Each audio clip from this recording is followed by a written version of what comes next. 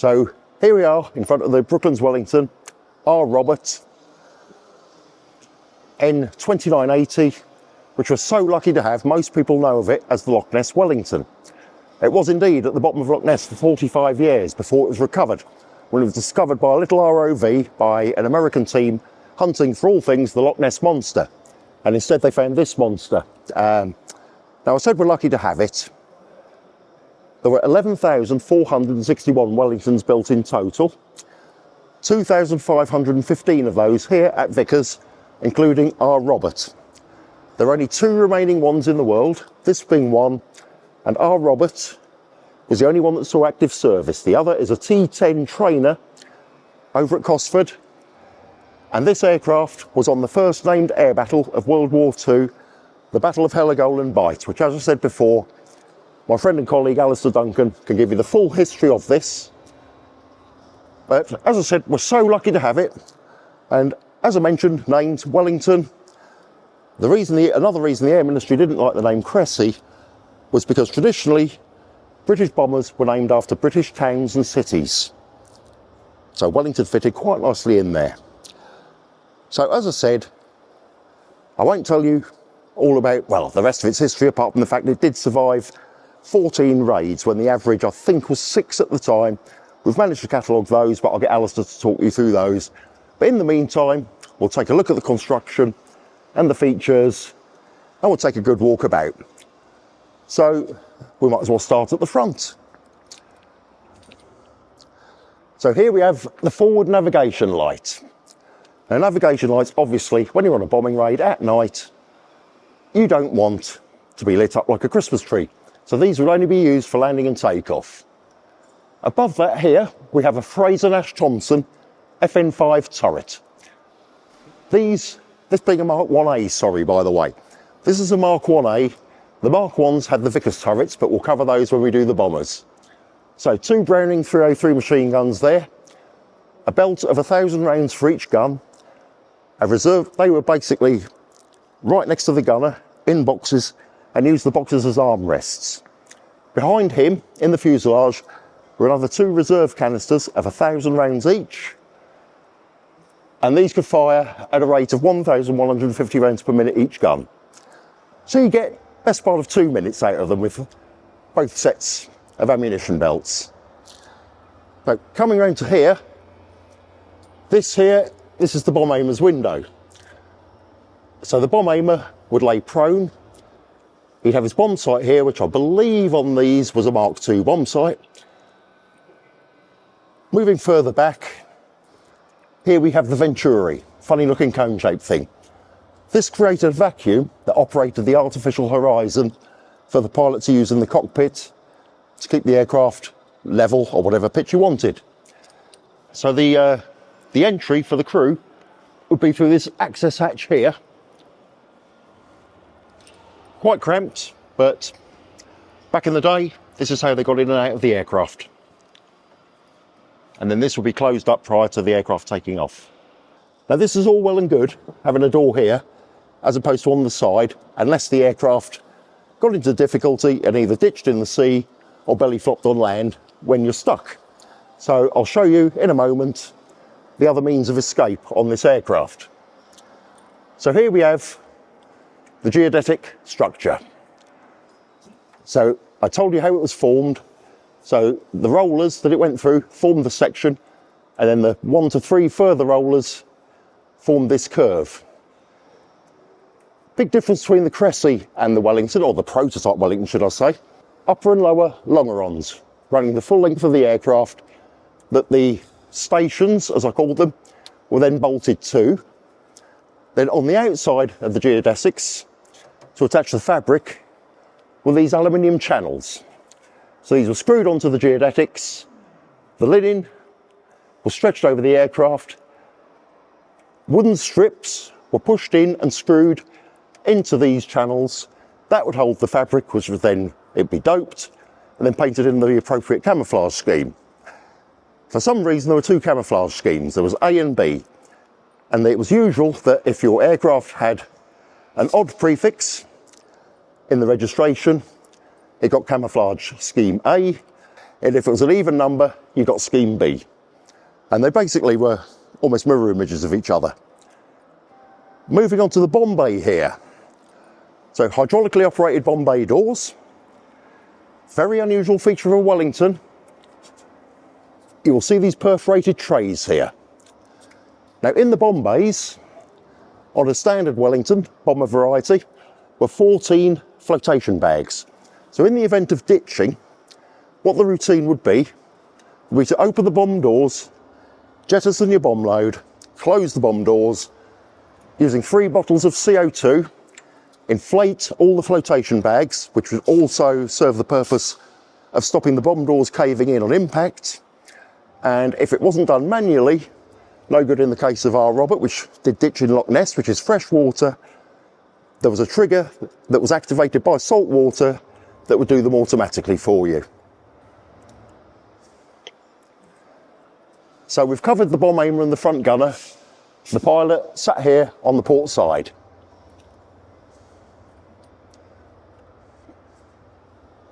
Now behind him were the wireless operator and the navigator.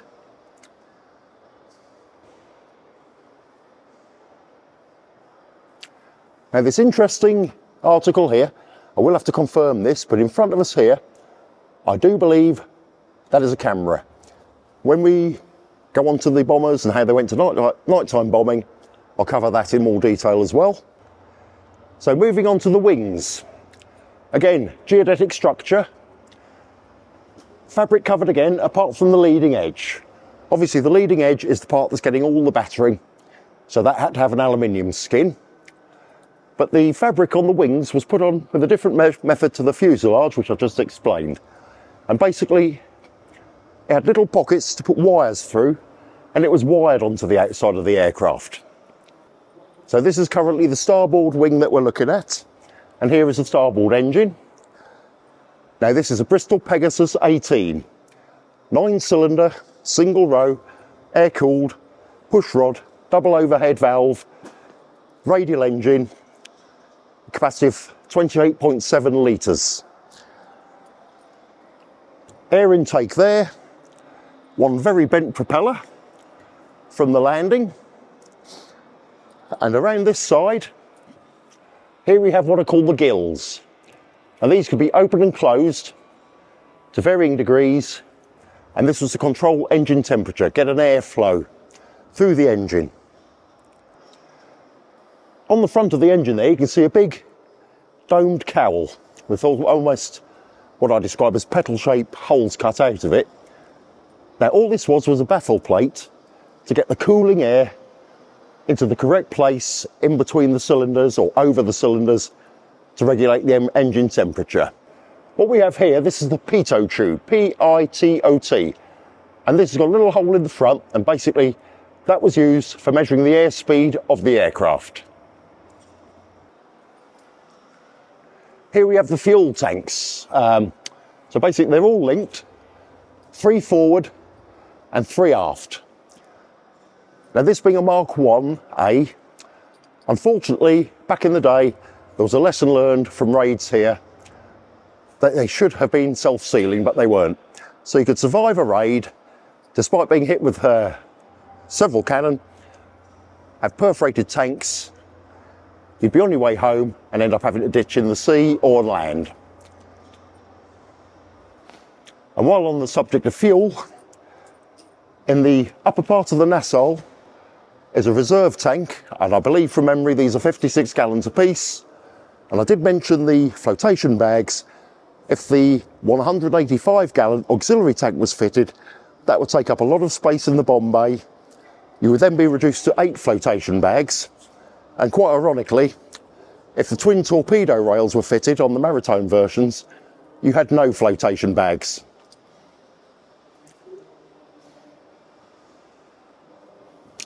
Now, a large difference between the Mark 1 and the 1A, the undercarriage was strengthened and enlarged. So whereas on the Mark 1, the undercarriage fitted cleanly into the engine nacelle here, on the 1A, it had to be cut away. The wheel just wouldn't fit, too big. Now in the back of the starboard nacelle here was the life dinghy that was stowed away. And you have to excuse the language at the time, but the pilot could operate this from the cabin, from the cockpit, pressing a thing called a tit, as it was called. And this would pop the dinghy out, it would be on a rope, tethered, so that the crew could either, and here we go for the escape routes, take off the astrodome and climb out on the top of the fuselage, or somewhere just behind the tail, probably around where our Robert is, the big R there, was a kick-out panel where the crew could also escape from. So in the event of the forward door being unusable, that was your escape route. Here we have the fuel jettison pipe. So if you're going to ditch the aircraft in any form, you don't want to be sitting with a load of basically petrol either side of you. So there was a manually operated, again from the cabin, a plunger that could be operated to open the fuel tanks. This was a drain tube. If the flaps were down, not a problem. That's what these rubber bellows were for. And you could ditch the fuel before your forced landing or your emergency or crash landing, whatever it may be. Onto the edge of the wing here, you have your ailerons. So this is what they call control surfaces, and these would be used to control the aircraft pitching right to left, and this smaller black section you see there is the trim. So if they weren't quite in balance, the pilot could adjust those manually just to get the aircraft in what was then described as perfect trim. This is the flare chute here. So it's basically a chute going up into the cabin. It's got a lid, basically just to draft proof it. Whenever you wanted to drop anything out, you just open the lid, and this was used for various purposes. You could drop things called flame floats. So basically, if you're doing dead reckoning, navigating, you could drop a flare float into the sea and see what way the drift was going. It was used for dropping nickels. Nickels being propaganda leaflets. Raids were called nickelling. So basically you'd just throw the boxes of leaflets out of this hatch, they burst open, scatter all over the enemy countryside.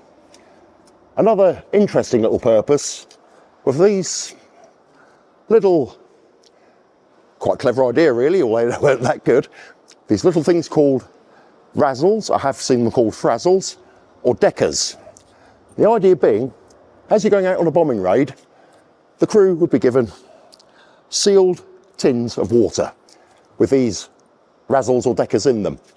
And it was, while you're on your way, lads, if you're over woodland or cornfields in summer when everything was dry, open the tins, fling these out through the flare chute. Now let's get this right, the razzles were little pouches of celluloid with a phosphorus tablet with wet cotton wool wrapped around it, and they were sealed, kept in the water so they didn't just combust. You tip them out, as they dry out, they just burst into flames, hopefully setting fire to the enemy's cornfields or forests. The deckers, on the other hand, again stored in water, were strips of cloth soaked in white phosphorus. Exactly the same purpose. The only problem being, you could throw them out of here, and some of them would get stuck on the tail surfaces. And of course, in the airflow, they would dry out very quickly. Before you know it, you've set the back end of your aeroplane on fire. So over to the right here, folded up against the side of the fuselage, that was the emergency bunk. So that was a rest bed for any crew that might take ill or were injured during the mission. Directly behind that, invariably on a long raid, someone's going to need to go. That is an L-sand toilet. It's basically a very early chemical toilet. And I think the company is still in business today, for what I found out. To the left of those, first aid kits and all the gear that you might want if you were making an exit by the dinghy. All the dinghy gear was kept there as well. So you take what you needed once the dinghy was in the water, and that was stored there. This circular aperture you can see here with a walkway over it, this was used for the retractable ventral turret. Well, they weren't really that good. I mean, initially they were Vickers turrets, but then they were substituted for the Fraser Nash, either the 9 or 25, or FN9 and FN25 turrets. The only trouble being, when you're in the heat of battle, what you do want is speed. When these were retracted, the dustbin turret as it was called, you knocked about 20 miles an hour off your airspeed. Also, a very cramped environment. The gunner would have to climb in while it was still inboard.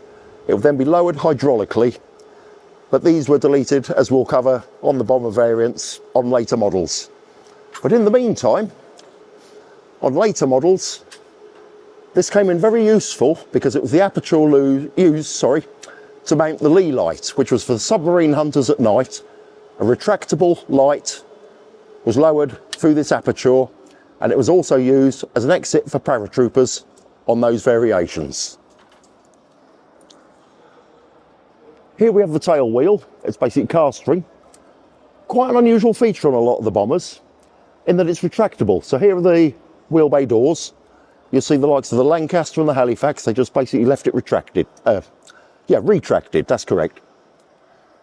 And above our heads here, we have the horizontal stabiliser, and we have the elevator, which we spoke about earlier being the cause of the crash of the prototype.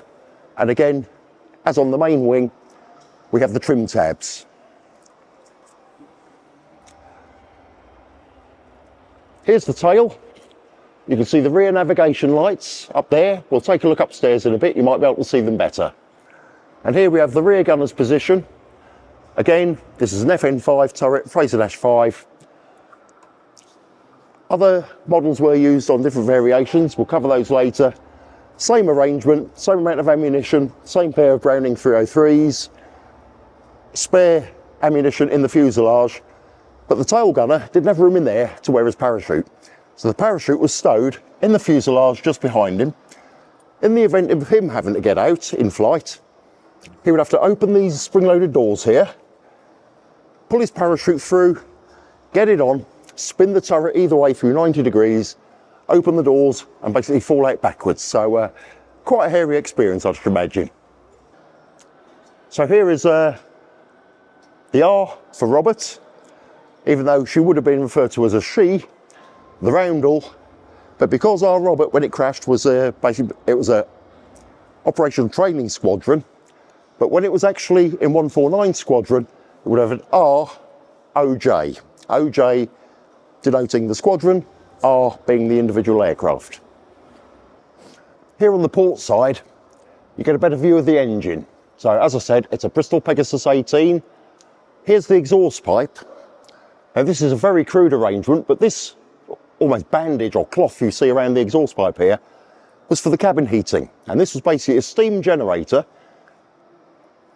The hot steam was then piped through the cabin. Air was drawn in through the fuselage, over that heated pipe, and dispersed into the cabin, though it was very ineffective apparently. And before we go upstairs, very last thing, tail fin, specifically designed for the Wellington, not as in the Cressy / Wellington prototype, borrowed off a Supermarine Stranraer.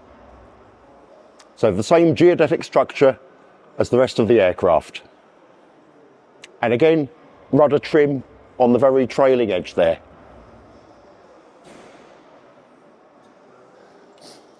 So here, up on the mezzanine floor, you really do get the scale of the aircraft.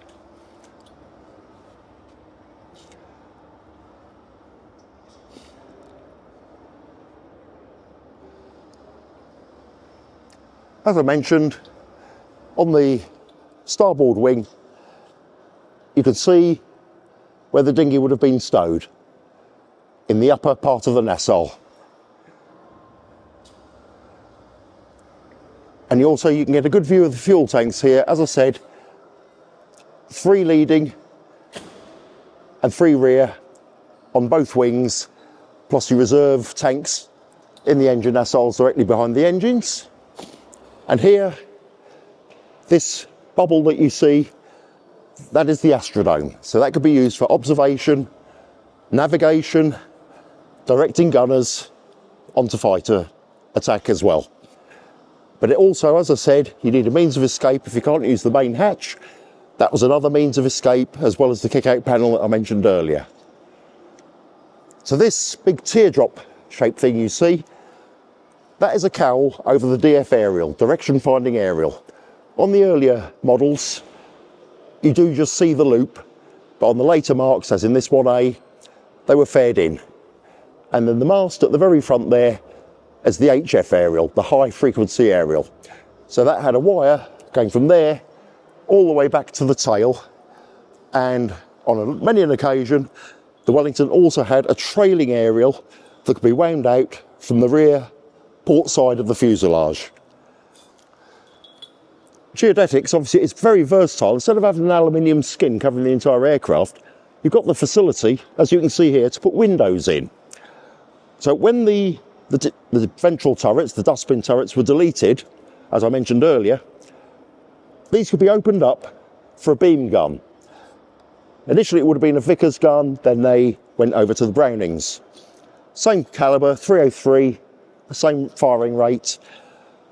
But this position wasn't ideal, so on later marks that we'll cover in future episodes, you'll see a completely different shape window in the rear section of the aircraft. So I did mention the crew numbers. So if we took a typical crew of 5, you've got your pilot in the port seat, in the cabin obviously, in the cockpit. You've got your nose gunner. Behind the pilot, you have your navigator. Behind the navigator, you have your radio operator, or WAGs as they were called, W-A-G, and no, they didn't have rich footballers as a partner, wireless air gunner.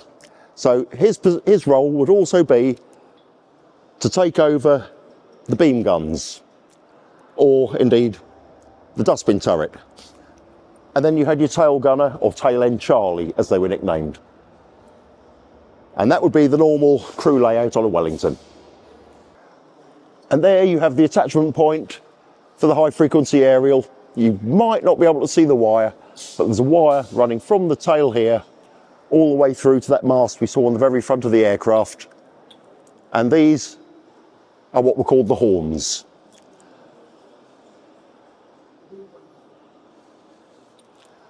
And as we saw from the ground,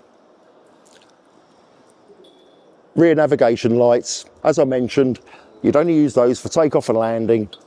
For takeoff, final approach and ground, you would certainly have those switched off on a raid. So here we are on the Wellington walkthrough.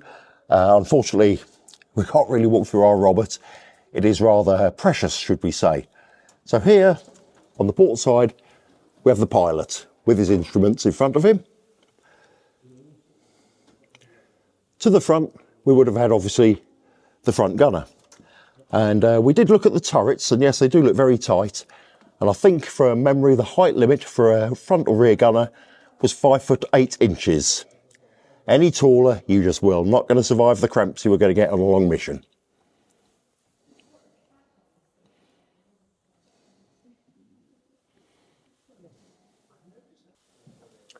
Now I'm going to save Mark putting a little footnote in and correct myself immediately.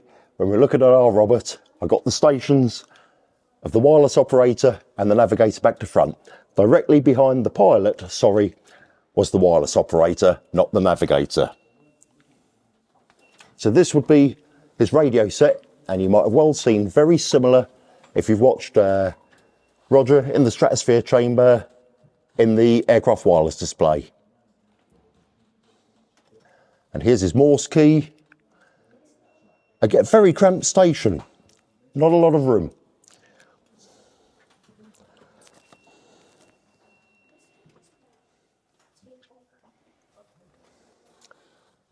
And here we have the navigator's desk.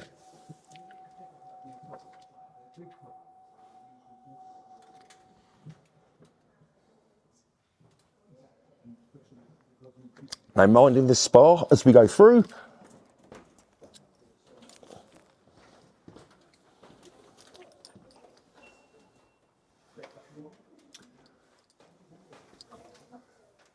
The spare oxygen bottles for the crew.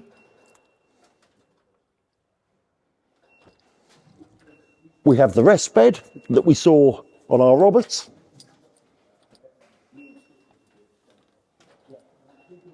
And unfortunately, this doesn't go back any further than here, but as we saw on our Robert, here you would have the L-Sand toilet, first aid equipment, all the equipment for the dinghy that couldn't be stowed in the nacelle on the wing. You'd have to take that from its station here and basically make your escape. And you probably see here the kick-out panel. So that's your other means of escape. And here, right above my head, here is the Astrodome, which you could do observing from or use as a means of escape. Now there was one Wellington crewman, now I'm sorry for the life of me, can't remember his name off the top of my head, I've only just remembered to bring this up, that in flight the starboard engine caught fire. So he undid the Astrodome, climbed out in flight, held on by his mates. They tried to persuade him to take a parachute. He didn't want to, but in the end, they told him he was going to take a parachute. Hung onto the geodetics, kicked holes through the fabric, the linen, kicked holes through it, made his way down, climbed across the wing, tried to put the fire out in the engine, and pretty much succeeded, climbed back in, made it home, and he was awarded the VC for that. I'll see if I can find his name and give you more of that story on the Bombers episode. So the walkthrough that we're in here, it was used either, it was found and it was being used as a chicken shed or a greenhouse. I've heard both, but I'm not sure which. But unfortunately it stops here. This is all that's left of it. But this is what it would have looked like looking towards the tail turret. So here's your walkway, so you're not walking on the geodetics and putting your foot through the fabric. This would be how you made your way from the front to the back of the aircraft. And at the moment, we've got both Mark and myself on here. And when we're further up front, believe me, we were quite cramped. Well, hopefully this first episode's given you a good insight into the creation of the Wellington, how it came about, development, construction, and a bit of the anatomy, as we've seen around our Roberton in here. So hopefully you'll join me on part 2 and we'll go through the B bomber varieties, apart from the Mark 5 and 6, as I said, which are thrown into the specials. So I look forward to seeing you soon.